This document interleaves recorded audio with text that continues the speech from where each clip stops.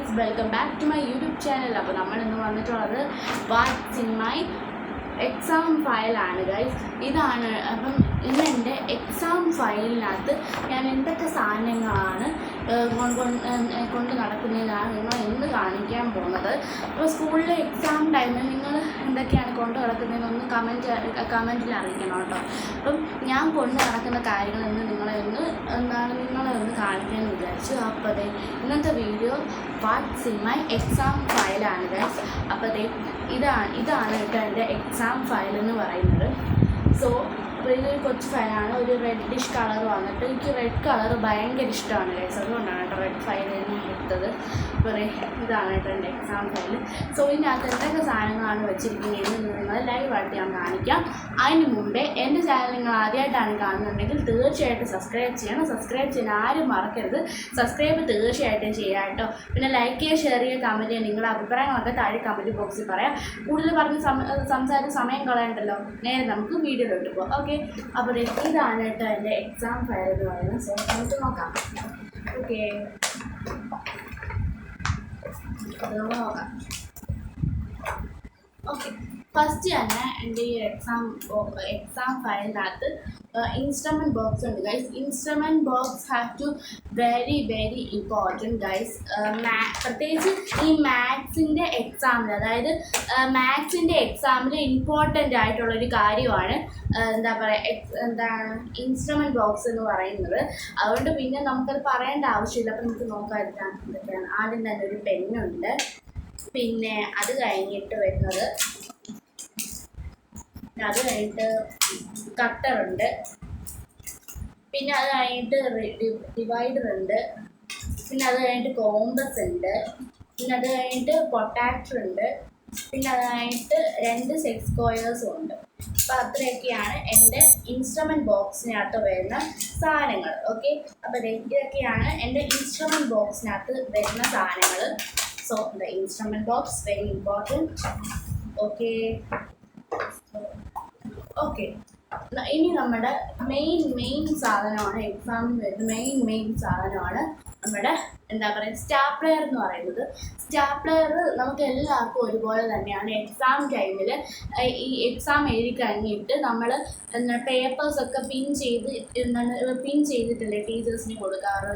ഏതെങ്കിലും ഒരു ത്രെഡോ ഏതെങ്കിലും നൂലോ അല്ലെങ്കിൽ ഏതെങ്കിലും സൂചിയോ അല്ലെങ്കിൽ ഇതുപോലത്തെ സ്റ്റാപ്ലെയറോ ഒക്കെ വെച്ചിട്ട് പിൻ ചെയ്തിട്ടല്ലേ കൊടുക്കാറ്.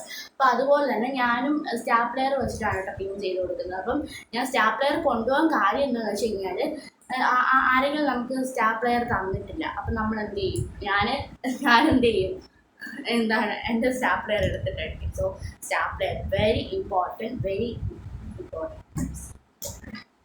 ഓക്കെ, സ്റ്റാപ്ലെയർ അടുത്തത് നോക്കാം.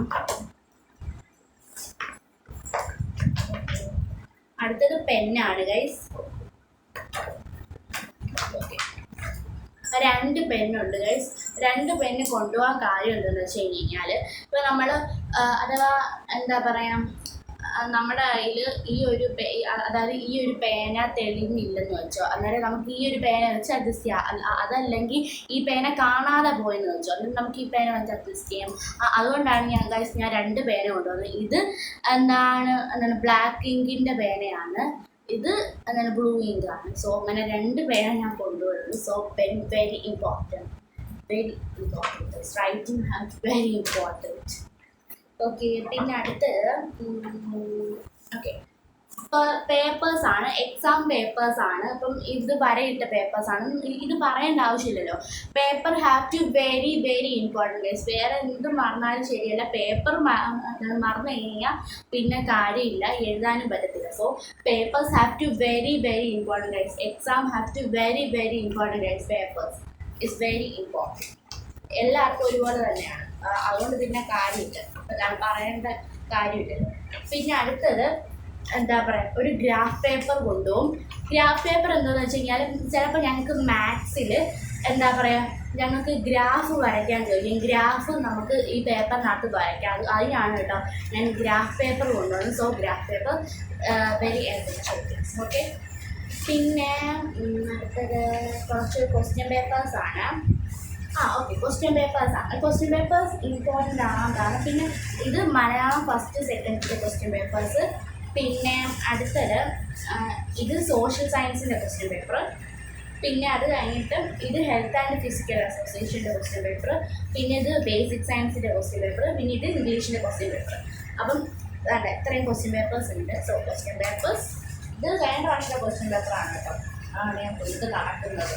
ഓക്കെ, അപ്പം ഇത്രയൊക്കെയാണ് എൻ്റെ എന്താണ് എക്സാം ഫയലിനകത്ത് വരുന്ന സാധനങ്ങൾ എന്ന് പറയുന്നത്. അപ്പോൾ ഇന്നത്തെ ഒരു വീഡിയോ ഇഷ്ടമായിട്ടുണ്ടെങ്കിൽ തീർച്ചയായിട്ടും ലൈക്ക് ചെയ്യുക, ഷെയർ ചെയ്യുക, കമൻറ്റ് ചെയ്യുക, കമൻറ്റ് ചെയ്യുക, സബ്സ്ക്രൈബ് ചെയ്യുക. ഇപ്പോൾ തന്നെ സബ്സ്ക്രൈബ് ചെയ്യുക. നിങ്ങളുടെ അഭിപ്രായങ്ങളൊക്കെ താഴെ കമൻറ്റ് ബോക്സിൽ പറയാം. മറ്റൊരു അടിപൊളി വീഡിയോ ആയിട്ട് ഞാൻ എത്രയും പെട്ടെന്ന് വരും. അതുവരേക്കും tata bye bye, see U.